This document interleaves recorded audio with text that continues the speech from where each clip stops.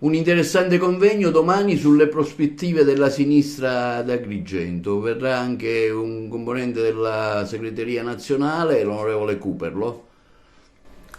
Sì, si tratta di un momento particolare, importante perché abbiamo ospiti di primo livello, a partire da Gianni Cuperlo della direzione nazionale, ci saranno poi i deputati locali, Giovanna Iacono, deputata nazionale, Michele Catanzaro, capogruppo all'Assemblea regionale e Valentina Chinnici, deputata regionale.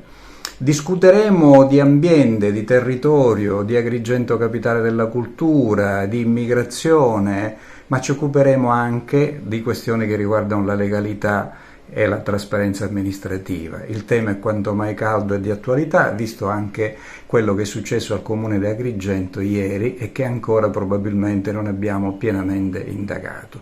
Sarà un momento importante perché discuteremo, ci confronteremo e sarà un tassello fondamentale nella costruzione di un programma alternativo che veda la sinistra unita nelle sue varie anime proporre una proposta di governo alternativa a questa città rispetto a quella della destra.